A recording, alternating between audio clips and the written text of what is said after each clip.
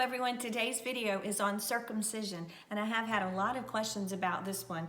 So let's just jump right in. What is circumcision? It's the removal of the membrane at the end of the shaft of the penis called the foreskin. It's just movable, sort of extra skin at the end there. So there are different ways to do it. We'll talk about that, and we'll talk about care of both the circumcised and the uncircumcised penis. So the most frequent question that I get about circumcisions is, should we have our baby circumcised or not? So I have a couple of words of advice on that. First of all, the decision is completely up to you, the parents, and I do recommend that you make that decision before you deliver the baby. So after you find out the gender of the baby, if it's a boy, go ahead and do your research and talk to your husband or wife and just make this decision about the baby.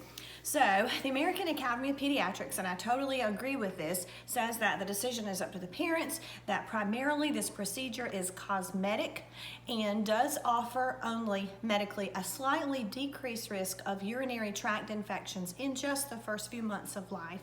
And so there is not enough medical justification to say that this should be a mandatory procedure by any means. And remember, it is primarily only done in the United States and in Israel, so it's very rare in Europe and South America and other parts of the world, Africa, for example. So it is mostly here and in Israel. The procedure was started in the Old Testament between a covenant with Abraham and Yahweh, Jehovah, the God of the Old Testament, the God of Abraham, Isaac, and Jacob. And it was a very symbolic procedure that represented this covenant of the children of Israel with their God. And so it was it sort of carried over through the years, and there have been all sorts of traditions around it.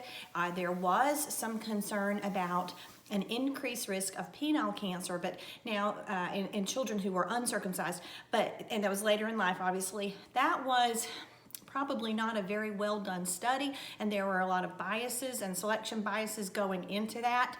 And plus, this study was done years and years ago before we realized that HPV caused a lot of penile cancer and now can be prevented through the vaccine. So of course, I highly recommend the vaccine. So anyway, we leave it up to you. And I used to use this phrase with families who were asking for the advice of whether or not to circumcise, and I would say, well, whatever the dad is, probably do it for your son so that they'll match. And I don't know how in the world through the years my husband realized that I was saying this little tidbit of advice, and he said, honey, I have never seen my father's penis, and I hope I never do. And so maybe it really doesn't even matter what the dad is. You guys can still just start fresh and make your own decision for this own new precious baby boy. That's entirely up to you. But I wanted to answer a few questions about the circumcision. So if you happen to have Medicaid insurance, Medicaid also believes that the procedure is cosmetic, so they do not cover it. So it's important that you know that before you're hospitalized for the delivery, so that if you do want to get one, you are prepared to pay an extra fee for that procedure while you're in the hospital. Ideally, if you do want to have it done, it's easiest to get it done while the baby's in the hospital before they're discharged. We do like for the pediatrician to at least do the initial exam on the baby to make sure that there are no congenital anomalies, like something called hypospadias. If there are, and that's just an abnormal placement of the urethra, then we don't do the circumcision early on, so that skin might possibly be needed in a future repair of that abnormally placed urethra. So typically we let the pediatrician do the exam before the procedure's done. Let's talk about that actually too. This is the funniest thing to me, and nobody else has seemed to talk about this. I'm sure someone else has noticed, but in the big cities, we say large medical centers, university medical centers, typically the obstetrician does the procedure of the circumcision. And yet, out in the rural areas, the pediatrician does the procedure, the circumcision. And I've always thought that was so funny, because often in our residency training program, we really don't get a lot of experience doing circumcisions. I was at one of these rural practices that did do them, and so I learned and did many over the years. But a lot of peds have never done them because they've only worked in large cities where the OBs always do them. So it's just interesting. I don't think a lot of people realize that. Let me tell you the different kinds of circumcision if you do decide to get your little boy circumcised. The kind that I did was called the Plastibell, and it's my favorite, but probably just because that's the one I was trained in. And it just always resulted in very beautiful and very symmetric ones, because all that you do is, there are different ways to numb it. A lot of people use lidocaine injections. You can use a numbing cream on the outside with an occlusive dressing over that for 30 minutes prior to the procedure. You can use Tylenol by mouth. There was even a study that found if babies had a little bit of sweet ease, just a sugary fluid on their pacifier, and sucked it, it could at least reduce their stress hormones during a painful procedure. So anyway, there are methods that are taken to reduce the pain associated with it. But for the Plastibell procedure, you just break the adhesions between the foreskin and the glands and put a little plastic ring over the glands, pull the skin up, and then there's a groove in that ring, and you tie a string in there and cinch it and trim off the extra foreskin. Then with that one, the baby goes home with this little plastic ring that will on its own fall off in 7 to 10 days. So there's almost zero care you have to do at home with that.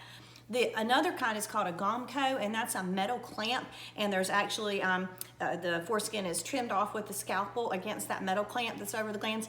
With that one, the baby goes home sort of with a more open wound, and so it requires some Vaseline gauze for the first couple of days, and it's not that difficult to care for either. Another form is called the Mogan clamp, and in that one the adhesions are broken and then the foreskin sort of stretched out, and then it's just chopped in sort of a straight incision and then falls back down so that the entire glans is exposed.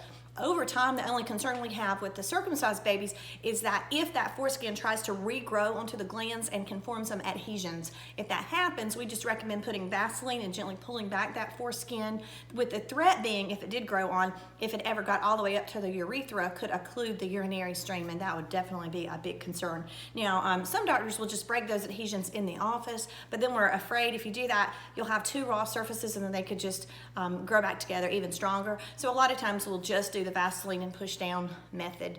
Now remember, if you happen to have a little baby boy who is very chunky, they can have a very fat or a very prominent suprapubic fat pad, and for those baby boys, they're more at risk for those adhesions onto the glands because the entire penis just sort of sinks down into that big old fat pad, and we affectionately call those a hidden penis or a buried penis or a shy penis or a turtle penis or an inconspicuous penis. It's really very funny. But if you're worried about the size of your baby's penis and they've got that fat suprapubic fat pad, just push down around it and it'll sort of pop up and you realize it's almost always actually normal size, it's just buried. Well, those are more at risk for the adhesions because a lot of times it's holding that little leftover rim of foreskin against the glands and it can regrow to it. Now, there are some people who push for not having circumcisions because of concerns that it could decrease the sensitivity. That's certainly a matter of debate. I'm not going to comment on that one way or the other. But if you're not Jewish and it's not a part of your religious tradition, it is certainly considered a cosmetic procedure and not necessary. If you choose to have one, your pediatrician at the hospital follow-up visit can certainly check it, see how things are doing, and make recommendations on its care from that point on. And I hope all of this has been helpful. And if you have any suggestions for additional videos, just let me know. And if you wouldn't mind, please subscribe. Thanks. Hi everyone, I forgot to say one thing. If you do choose to not have your little boy circumcised, which is totally fine, obviously, just remember the care is different. You know, with the circumcised boy, we're talking about pulling back the foreskin and keeping some Vaseline in there to prevent adhesions. It's completely opposite with uncircumcised. Do not force back the foreskin of an uncircumcised little boy. It could cause swelling and damage and bleeding and all sorts of problems. You just clean it on the outside and that is it. That's all you have to do. It's very simple.